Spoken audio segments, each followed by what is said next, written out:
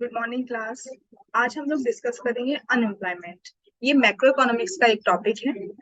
आज हम इसकी डेफिनेशन डिस्कस करेंगे, टाइप्स डिस्कस करेंगे, कॉजेस, रीजंस जो हो सकते हैं, इम्पैक्ट और कुछ सॉल्यूशंस की बात करके। चलिए स्टार्ट करते हैं मीनिंग से। Unemployment is a situation when a person actively searches for a job and is unable to find work. It indicates the health of the economy. Unemployment rate जो कैलकुलेट की जाती है, जिसके बेसिस पे हम कहते हैं कि इंडिया में इतना है, दूसरी कंट्री में इतना है, तो वो रेट कैसे कैलकुलेट की जाती है? Unemployed workers upon total labour force multiply by 100। ये जो डेटा है वो जो एक प्राइवेट ऑर्गेनाइजेशन है उसके थ्रू कैलकुलेट किया गया है। ये ऑर्गेनाइजेशन का नाम है CMIE, the centre for monitoring Indian economy. ये मंथली डेटा दे रखा है जो कि फेब 2023 और सितंबर 2022 से स्टार्ट हुआ है।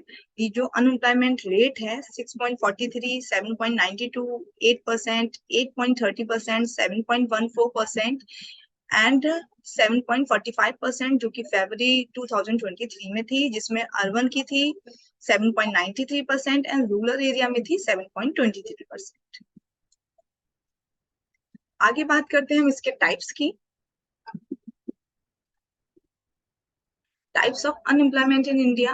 First one is the disguised unemployment. Disguised unemployment क्या होता है?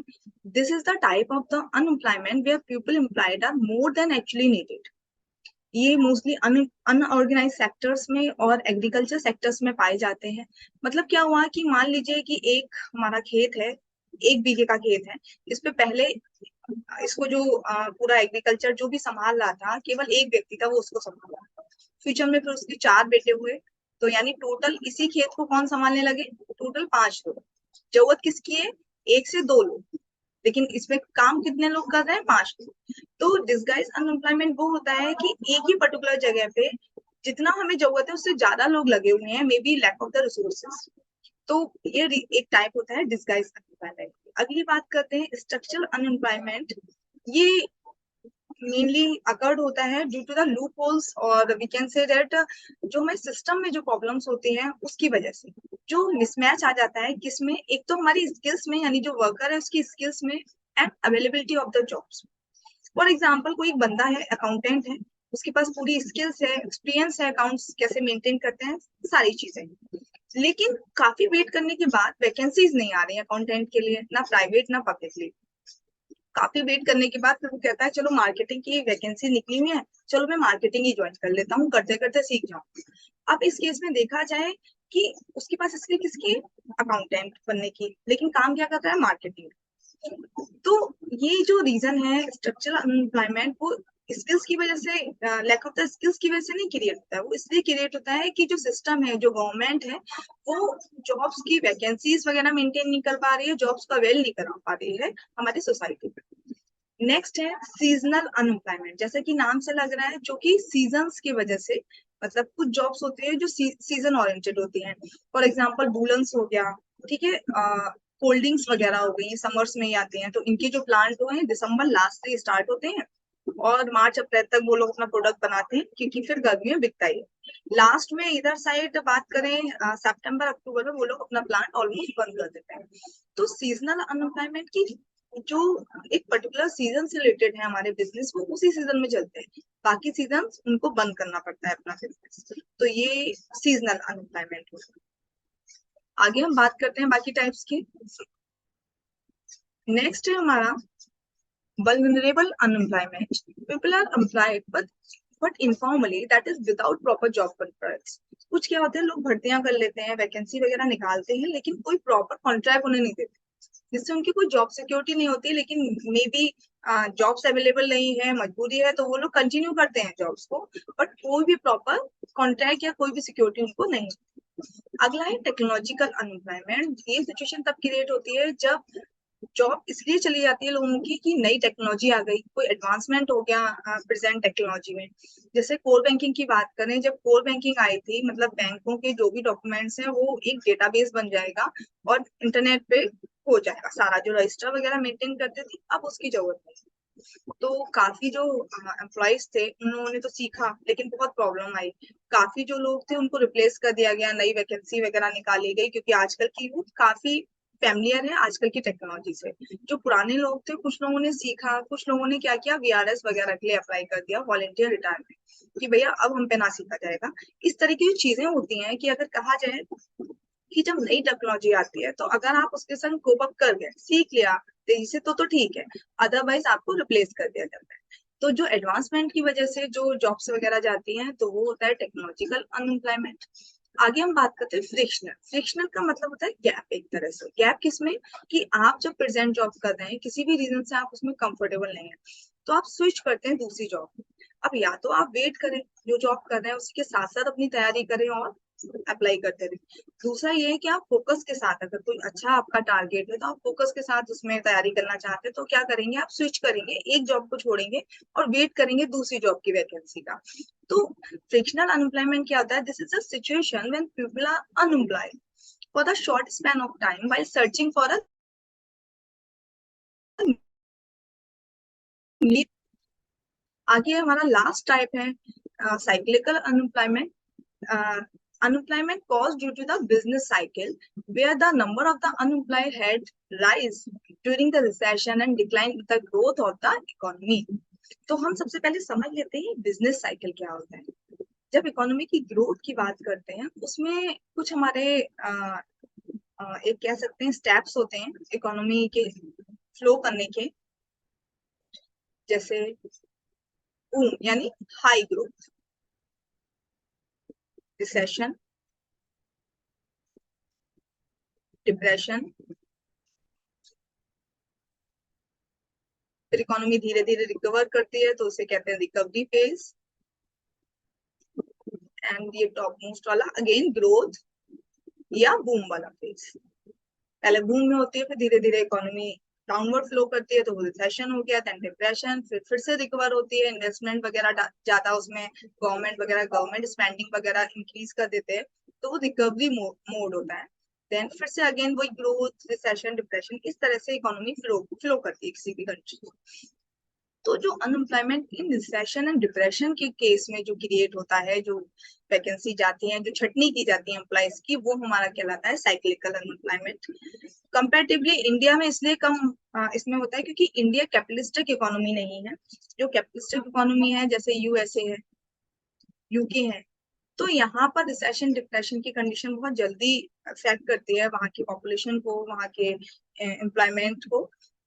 नेक्स्ट हम बात करते हैं कॉजेस की, कि क्या रीजंस हैं जिनकी वजह से ये सारे टाइप्स हमें देखने को मिलते हैं। तो फर्स्ट जो हमारा कॉज है वो है लार्ज पॉपुलेशन। पॉपुलेशन के इंक्रीज होने के बाद जो वैकेंसी अवेलेबल है उन पर बर्डन बढ़ जाता है, कॉम्पिटिशन बढ़ जाता है। Next lack of vocational skill और लो एजुकेशनल लेवल्स, ये आपने भी ऑब्जर्व किया होगा। क्या होता है कि हम लोग की जो एजुकेशन सिस्टम है उसकी क्वालिटी कंपेरेटिवली पुअर है। हालांकि न्यू एजुकेशन पॉलिसी लॉन्च हो चुकी है, बट इतनी वो एप्लीकेबल नहीं है।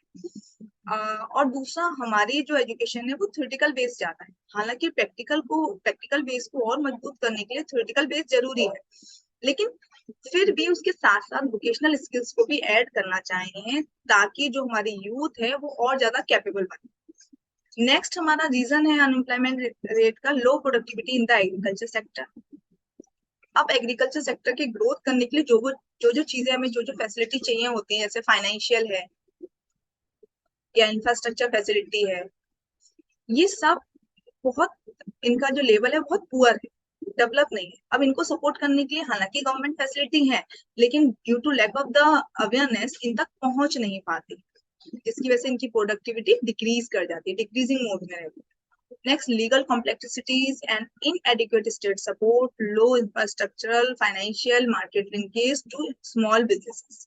हालांकि स्मॉल लेवल पे बिजनेस स्टार्ट तो हो गए, लेकिन उनके लिए infrastructure facility, financial and market linkage जो सपोर्ट है, वो वहां तक उन तक उतना पॉजिटिवली नहीं पहुंच पा रहा है। हालांकि सारी फैसिलिटी बनती है, ऑन पेपर बनती है, बट उन तक नहीं पहुंच पा रही है उतना पॉजिटिवली। तो ये भी एक रीजन है अनएम्प्लॉयमेंट का। And last but very important, that the main cause of the structure unemployment is the education provided in the school and colleges are not as per the current requirement of the industry. वही बात होगी कि practical और vocational skills का जो है वो बहुत कम है, लेवल बहुत ही पुअर है। आगे हम बात करते हैं इसके इम्पैक्ट कि क्या क्या इम्पैक्ट है अनएम्प्लॉयमेंट के हमारी इकोनॉमी पे।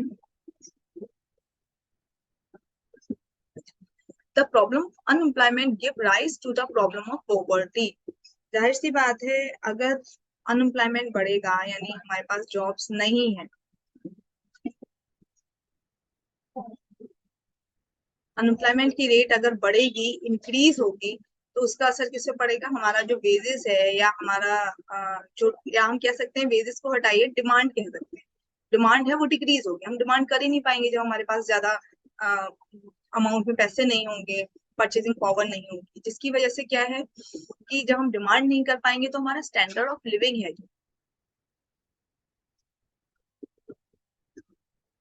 वो भी निगेटिवली ग्रो करेगा, तो जिसकी वजह से पॉवर्टी की कंडीशन आएगी। नेक्स्ट है government suffer extra borrowings burden because unemployment causes a decrease in the production and less consumption of the goods and services by the people. क्या हुआ कि जब हमारी जो गवर्नमेंट स्पेंडिंग, हम जानते हैं अनएम्प्लॉयमेंट से रिकवर करने के लिए गवर्नमेंट स्पेंडिंग्स बहुत जरूरी है। गवर्नमेंट स्पेंडिंग्स मतलब गवर्नमेंट सपोर्ट, फाइनेंशियल सपोर्ट बहुत जरूरी है। अब वो सपोर्ट उसका एक ना सर्कल की तरह, वो सपोर्ट कैसे बढ़ेगा? जब अगर डिमांड बढ़ेगी, डिमांड बढ़ेगी तो उस डिमांड को पूरा करने के लिए प्रोडक्शन बढ़ाना पड़ेगा। प्रोडक्शन बढ़ाने के लिए हमें क्या है, और सारे बंदे चाहिए, यानी एम्प्लॉयमेंट बढ़ेगा। एम्प्लॉयमेंट बढ़ेगा तो उनकी वेजेस और उनका जो फाइनेंशियल स्ट्रेंथ है वो और इंक्रीज होगी। वेजेस इंक्रीज होने से उनके पास परचेजिंग पावर बढ़ेगी, जिसकी वजह से उनकी मार्केट में डिमांड बढ़ेगी। तो एक तरह से सर्कल है। तो गवर्नमेंट के लिए तब फायदेमंद है जब डिमांड भी बढ़ रही है और उसको बढ़ाने के लिए प्रोडक्शन भी बढ़ रहा है, तभी जीडीपी बढ़ेगी और तभी अल्टीमेटली उन्हें प्रॉफिट होगा। लेकिन दोनों के ही डिक्रीज होने का, जैसे ये कहा है, अनएम्प्लॉयमेंट की वजह से दोनों ही कंपोनेंट हमारे डिक्रीज हो जाते हैं, जिसकी वजह से गवर्नमेंट को स्पेंड करने के लिए, इकोनॉमी को सर्कुलेट करने के लिए बाहर से लोन लेना पड़ता है, जिसकी वजह से उसके ऊपर एक्स्ट्रा बर्डन बढ़ता है, जो कि पॉजिटिव नहीं है हमारी इकोनॉमी के लिए। Last but not least, people unemployed for a long time may indulge in the illegal and anti-social activities। मतलब इलीगल एक्टिविटीज में इन्वॉल्व होते हैं, जिसका नेगेटिव इम्पैक्ट पड़ता है हमारी सोसाइटी पे। अब हम कुछ गवर्नमेंट इनिशिएटिव की बात कर लेते हैं। फर्स्ट है ट्राइसेम, जो कि 1979 में आया था। ट्राइसेम क्या है? Training of rural youth for self employment.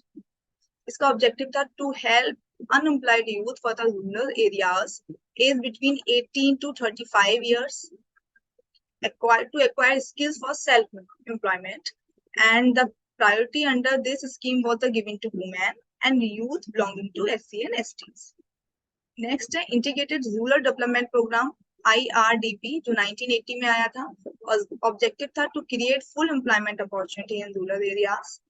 Next the Jawahar Rozgar Yojana JRY, जो 1989 में आई थी, दो प्रोग्राम को मर्ज करके RLEGP rural landless employment guarantee programme and NREP national rural employment programme. 80-20 के रेशियो में इनको मर्ज किया गया था। मनरेगा, ये आपने सुना ही होगा, Mahatma Gandhi national rural employ guarantee act, जो 2005 में लॉन्च हुआ था। एम था providing the right to work to people. आगे बात करते हैं अगले प्रोग्राम की। नेक्स्ट है PMY, PMKVY, प्रधानमंत्री कौशल विकास योजना, जो 2015 में आई थी। ऑब्जेक्टिव था to enable the youth of the country to take up industry relevant skill training in order to acquire the secure better livelihood। अगला है the government launch of the startup India scheme, एक 2016 में launch किया था। इसका aim था to develop an ecosystem that nurture and promote the entrepreneurship across the nation. अगला stand up India scheme, जो 2016 में आया था। इसका एम था to facilitate the bank loan to women and SC ST borrowers between the 10 lakh to 1 crore rupees for setting up the green field enterprises. Next है national skill development mission, जो 2014 में आया था। इसका एम था to drive the skill India agenda in mission mode.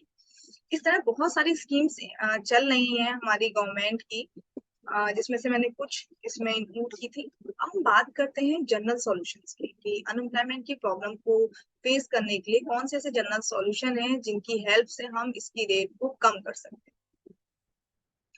तो पहला है इंक्रीज द इंडस्ट्रियलाइजेशन। हम ये जानते ही, मैंने अभी भी डिस्कस किया था, अगर इंडस्ट्रीज बढ़ेंगी तो प्रोडक्शन बढ़ेगा तो हमारी जो एम्प्लॉयमेंट रेट है वो इंक्रीज होगी, क्योंकि हमें ज्यादा वर्कर्स चाहिए, वर्कर्स बढ़ेंगे तो वेजेस बढ़ेंगे और अल्टीमेटली डिमांड बढ़ेगी। तो एक सर्कल है वो, उसमें पॉजिटिव इम्पैक्ट पड़ेगा अगर हमारे यहाँ नई नई इंडस्ट्रीज ओपन। इंपॉर्टेंट चीज नेक्स्ट है emphasises on the vocational and technical trade. ये बहुत जरूरी है हमारे एजुकेशन सिस्टम के साथ साथ। नेक्स्ट है encouraging the self employment. Self employment हम जानते हैं आजकल पॉपुलेशन बर्डन की वजह से इतनी गवर्नमेंट जॉब नहीं है कि हम सबके लिए अवेलेबल हो जाए। तो इस समय जरूरी है कि हम लोग एक नई सोच के साथ आगे बढ़े कि अपने बिजनेस जो मोड है उसके लिए भी फोकस करें। लेकिन बिजनेस के लिए या सेल्फ एम्प्लॉयमेंट के लिए बच्चों जरूरी ये भी है कि हमारा एजुकेशन सिस्टम इतना मजबूत हो कि जो भी हमें नॉलेज मिल रही है, जो भी हम सीख रहे हैं, जो भी स्किल सीख रहे हैं, कि हम उसमें इतना कॉन्फिडेंट हो कि हम अपना स्टार्टअप स्टार्ट कर सकते हैं। फाइनेंशियल हेल्प तो गवर्नमेंट दे देगी, लेकिन रिस्क हमें बियर करना है। तो उस स्टार्टअप के साथ हम आगे बढ़ सकें, उसके लिए जरूरी है कि हम अपनी एजुकेशन पे, अपने टैलेंट पे कॉन्फिडेंट रह सकें। ठीक है, क्योंकि जब हम अपना कुछ स्टार्टअप स्टार्ट करते हैं तो हम अपने साथ साथ 2 या 4 लोगों को और एम्प्लॉयड करते हैं। नेक्स्ट है improve infrastructure in agriculture. Next है इनवाइटिंग लार्ज कैपिटल इन्वेस्टमेंट, क्योंकि कैपिटल इन्वेस्टमेंट बढ़ेगा तभी जॉब अपॉर्चुनिटीज क्रिएट होगी। नेक्स्ट है फोकस पॉलिसी इंप्लीमेंटेशन। हम ये जानते हैं बहुत सारी पॉलिसी जो हमने अभी बात करी गवर्नमेंट इनिशिएटिव की, बहुत सारी है, लेकिन सारी ऑन पेपर है, ऑन पेपर आती हैं, ऑन पेपर उनके रिकॉर्ड पूरे किए जाते हैं, लेकिन एक्चुअल में जहां जरूरत है वहां तक नहीं पहुंच पाती। तो उनकी इम्प्लीमेंटेशन की बहुत जरूरी है। इस तरह ये जो छोटी छोटी चीजें हैं वो हेल्प कर सकते हैं ताकि हम अनएम्प्लॉयमेंट रेट को रिड्यूस कर सकें। तो आई थिंक और कोई क्वेश्चन वो तो आप पूछ सकते हैं। So thank you and keep learning.